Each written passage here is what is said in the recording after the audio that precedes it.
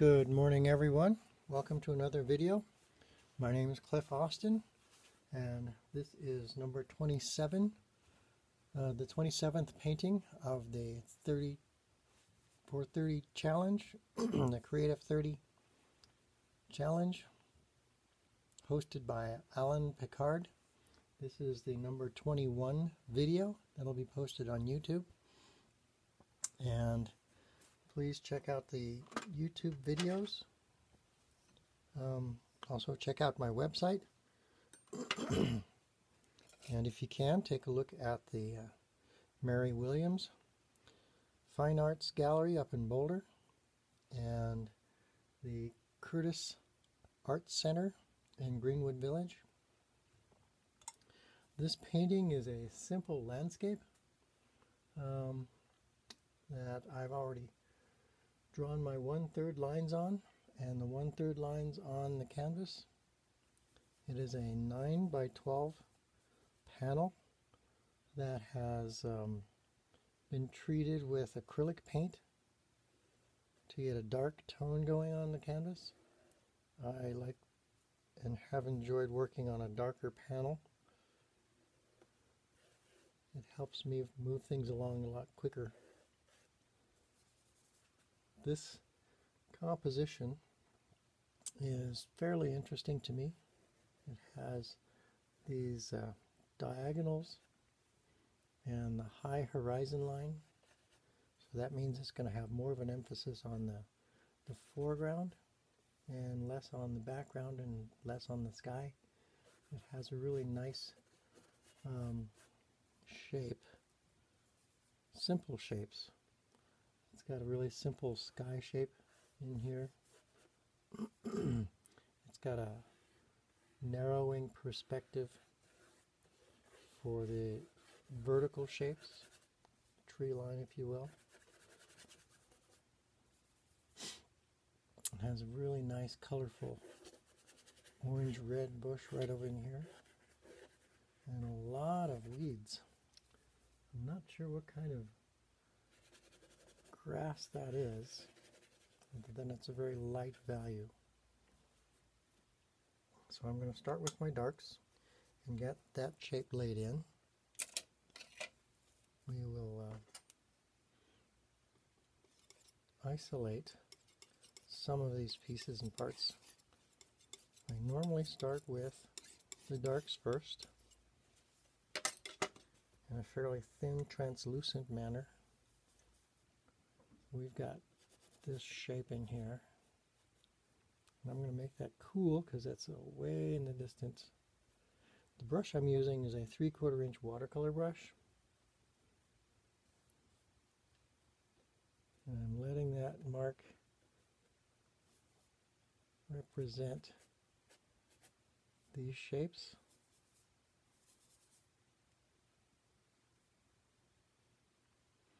That's an ultramarine blue over a burnt sienna background.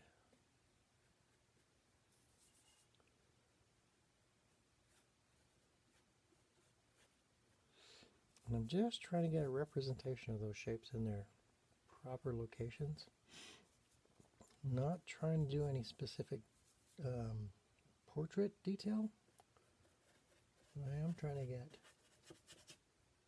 that shape relationship going in there with a variety of values and temperatures. So this is kind of a gray in here. So I've added a little dioxin purple and some titanium white to the burnt umber ultramarine blue puddle, and it is a specific value and temperature that I'm looking for to get right in here, and like that.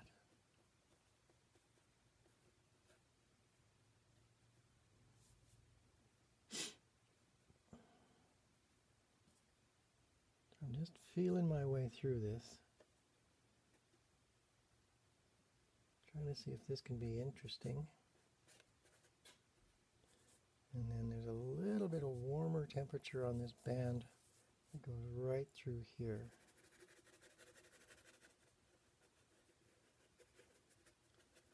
That looks pretty interesting. And it's really, really warm on this shape that's to the left, mid-ground. That's this shape in here. I think I want that a little bit warmer and cooler, so I'm grabbing a little bit of alizarin crimson. Something like that. That looks pretty interesting. I don't want that to be alone, so I'm going to add some of that, a little bit of it over here. Like that. Maybe a little bit more pure color would work on the top of this band right in here. Right in there.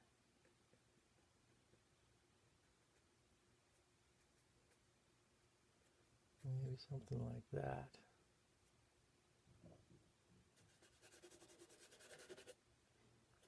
And I'm using this purple,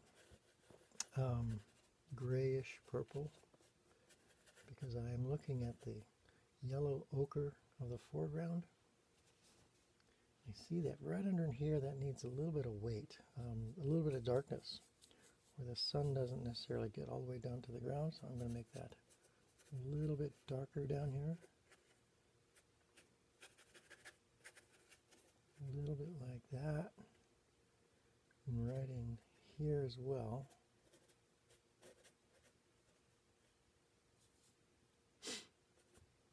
Leave that dark there.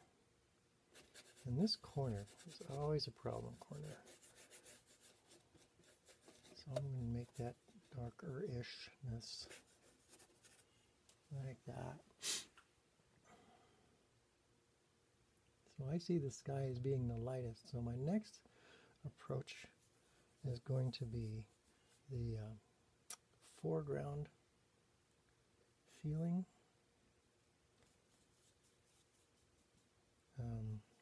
Shape. So I'm going to fill in this here a little bit with a value.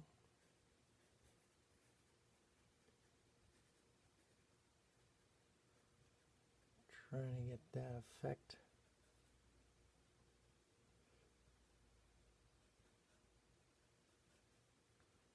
Of distance.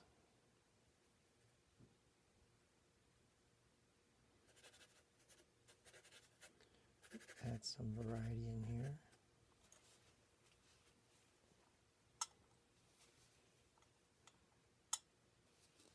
I do like to spend more time on my darks and medium values before I go into the lights,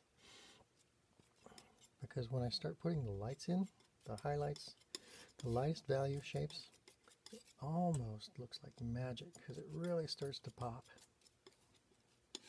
So I've made another puddle of titanium white and yellow ochre at a fairly high value. And I'm just going to put that on there and see how it works. That looks pretty nice. And I'm just going to scrub that in there with the belly of my palette knife. And that's going to leave some interesting marks in there.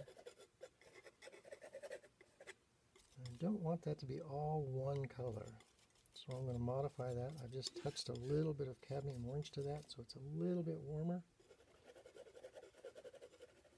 Really subtly warmer right in there. Maybe a little bit down in here. Like that. And maybe I'll touch a little bit of purple to that yellow and add some more white to get it to the right value. It's kind of a grayish flesh tone kind of color. And I'm just going to put that in there like that.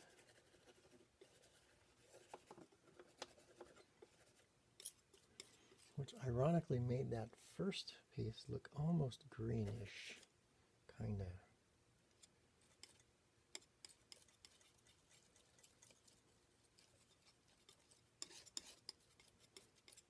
A little bit more subtleties going on in here.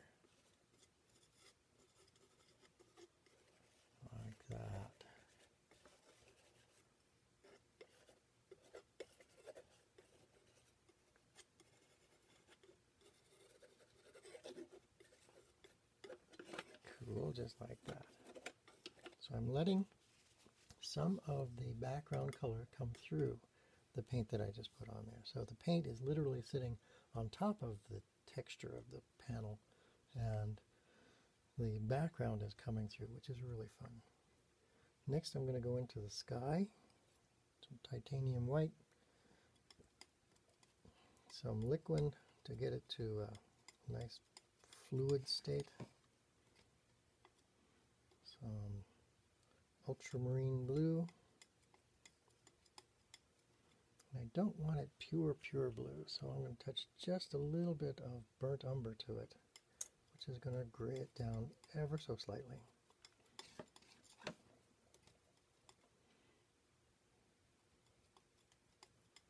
So it's kind of a blue-gray. Let's put it up there and see if it's the right value. So, well, that's about right. Okay, so again I'm using the belly of my palette knife just to put these shapes in. Fairly thick-ish, so that I cover the darkness of the panel. So I establish that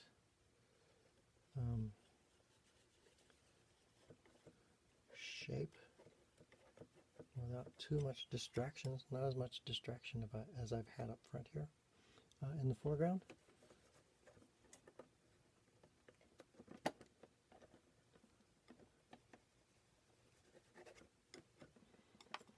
So I'm just working that shape in.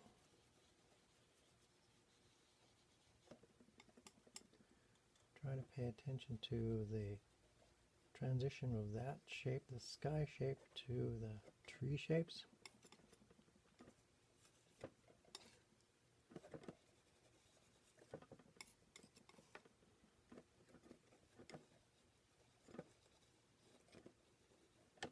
Like that. If I need to go back and change it, I can always pick up the brush and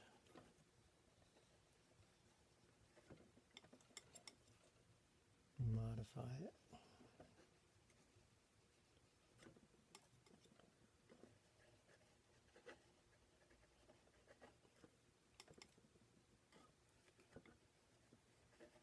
So here I'm paying attention to the edges.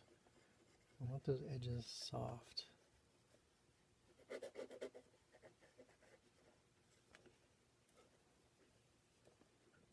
Like that.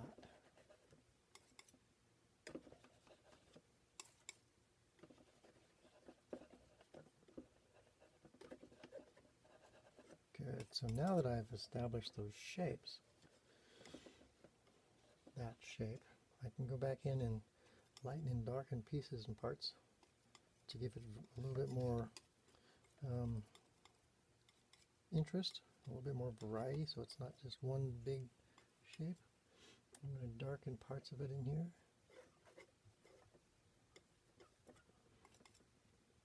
Maybe a little over here. Soften that edge. So I've given more weight to the left side, less interest to the right side. Alright. And in the photograph there's got some clouds, some wispy clouds, some high clouds. So I'm going to take some pure white. And I'm going to just scooch that in there somehow and see if that is going to work for the rest of the painting.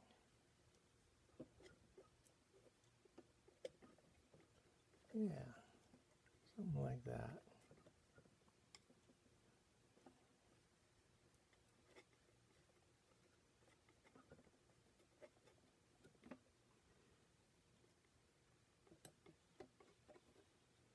All right. Now let's pay attention to these edges a little bit. Like I say, I want these to be soft because it's in the background.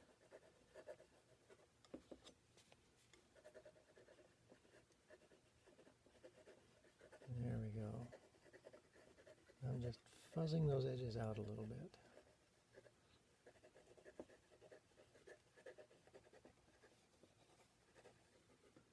Yeah, just like that. Some sky holes are right in here. I've used a little bit darker value.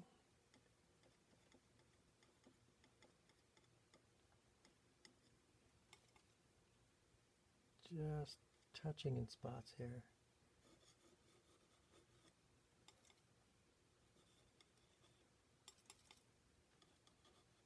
And I'm using the point of my palette knife to just touch and leave some marks in there. Some really irregular marks that it's going to hopefully represent the sky holes in those trees. Help the laciness of that shape take form. Kind of like that. A little bit in there. And about some over here. Because this one's so far away, I'm just going to be really cautious about how much I put in there. I want it to look lacy, but I don't want it to be too noticeable. Don't want too much attention drawn to that area. Okay, something like that. Right? All good, all good.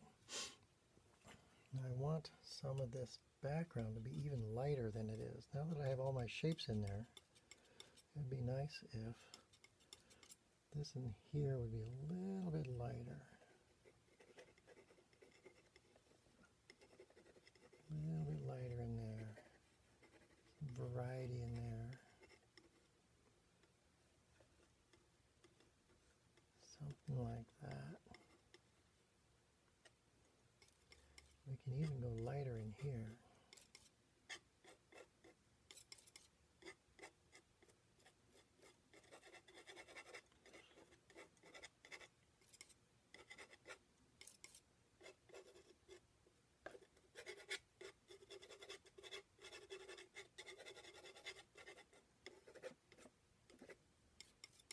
Yeah. Now these particular weeds have little stalks with seed pods on the top of them. So I'm going to try and influence these by putting little marks like that.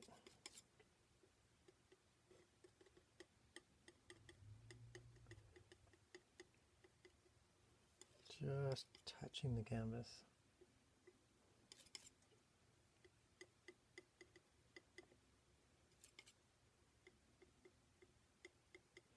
And I'm putting these touches in clusters so that they don't look like polka dots or picket fences. So some are going to be close to each other, some are going to be farther apart.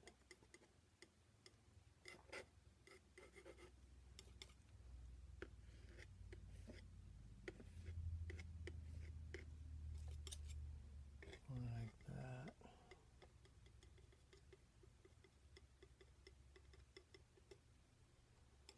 I see that this shape is quite dark, so I'm going to try and lighten that up a little bit right in there.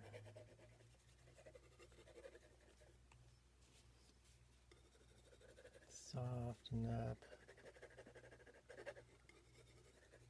lighten it up, and then give it that crown of seed pods right across there.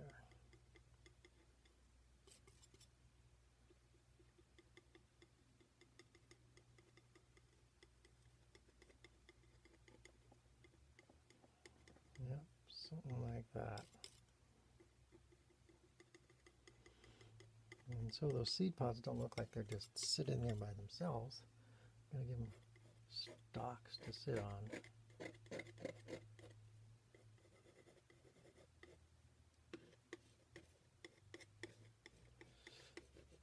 Just some impressions of something there.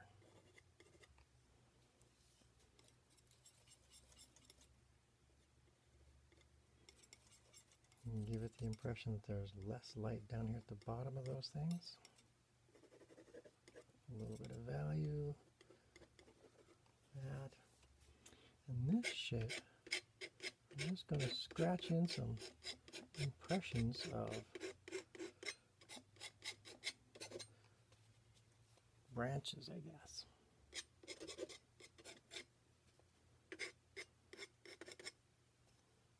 Over here as well. Now we're ready to take a fine liner brush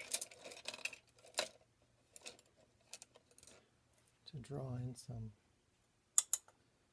bits of information that helps us believe that those shapes are really tree shapes. They're right in here.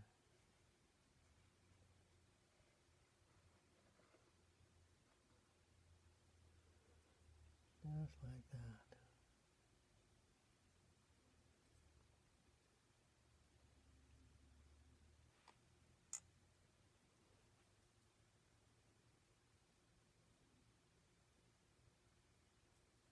And this is a very fine liner brush. I'm just implying that there's branches out there. And back in here maybe.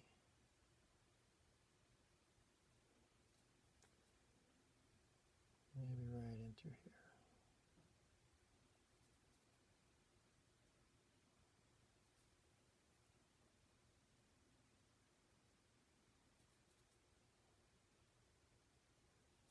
A little bit of calligraphy here.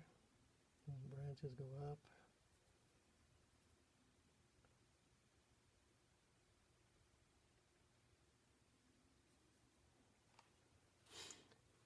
And when you do this, the paint should be really, really fluid. Very, very thin. That's the only way it's going to sit on top of this slightly darker, heavier paint.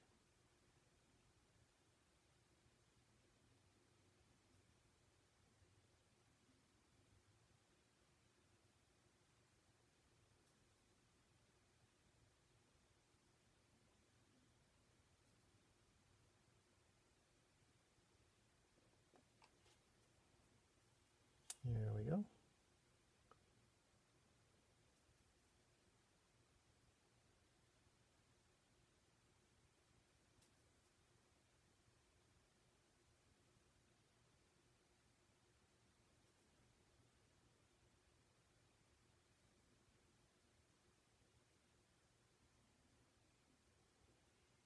And we can call this 90% finished. I will finish this off camera. Not really too much else to finish. Touch up a few edges, soften a few edges, put in a few highlights, and it'll be all good. Thank you for joining me. Please leave your comments on Instagram, Facebook, and YouTube.